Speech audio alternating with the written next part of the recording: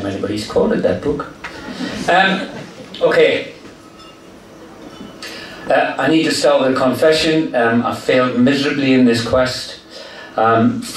Because I thought when I started off, I thought, I know what I'll do something about the way in which people have triumphed over adversity, that we need successive failures before we can get success. And I thought I'll use a few case studies. I'll take politicians who've had a whole lifetime of adversity like Lincoln did, and I started doing the research, and I thought, they're a bunch of smart asses, really. So then I thought, maybe what I'll do is look at inventions that have come out as a result of failure.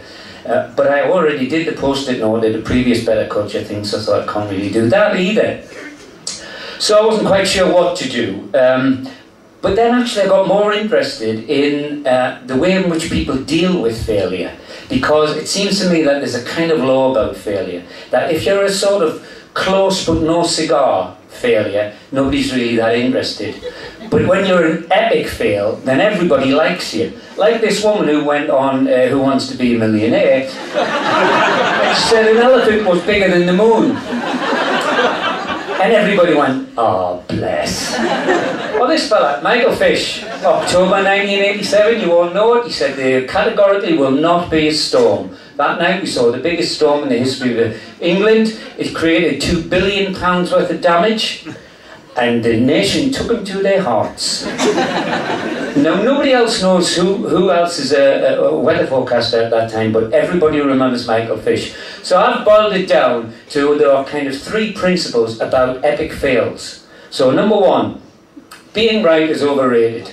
There's 2 men with very big hair that I'm going to talk about. This first one, Donald Trump, probably you know him. World's most successful property developer. Probably never made a bad business decision in his life. But in 2012 he decided to run for president, and the whole of America looked at him and thought, twat. Now our guy, different story. I could spend 5 minutes just listing Boris's cock-ups and I still wouldn't get to the end of them. But when you see him dangling on a zip wire over the Olympic Park, exposing his crotch to the world, you think, yep, future Prime Minister. So being right is overrated. Secondly, there's no such thing as a wrong answer. We've got an education system which values compliance and correctness, but we've got business leaders that want people who are rebellious and creatively wrong. So, when this kid's asked to find X, and he goes, here it is, technically that might not be the right answer, but I'll give him a job tomorrow. Sometimes the questions are so dumb, the only possible response is to be creatively wrong. So take this one. Imagine that you lived at the same time as Abraham Lincoln. What would you say to him or ask him? What a stupid question. I'd tell him not to go to a play, ever. Good enough for me. This one's even stupider question. What's the strongest force on earth? Now, a philosopher said love, and she was marked wrong.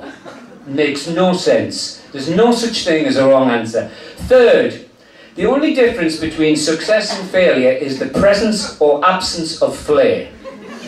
So if you're going to design a motorised surfboard, which serves no purpose other than to get from one end of the park to the other, make sure you're wearing a pinstripe suit and a bowler hat. Top marks for flair. I don't know how many of these straw hat radios the inventor sold. I suspect not a lot. I would have bought one. But I hope he lived to be able to sue the arse off Sony, because what is the Sony Walkman other than a straw hat radio without any class? So, when Hugo Gernsback invented the isolator, he didn't sell a single one. The only difference between success and failure in this case was he was 80 years too soon. Because in today's modern office, which is filled with distractions due to social media, everybody would want an isolator. If you go in tomorrow and wear an isolator to work, your boss will love you. Be dead impressed. So, these are the 3 kind of principles behind being able to fail epically. So next time you're kind of faced with a risk, don't worry about what's going to happen if it works. Worry about how you're going to deal with failure. Make sure that if it's going to be a failure, it's going to be a failure of epic proportions. And make sure that if you fail with flair. Snowstorm masks. Admit it, you want one.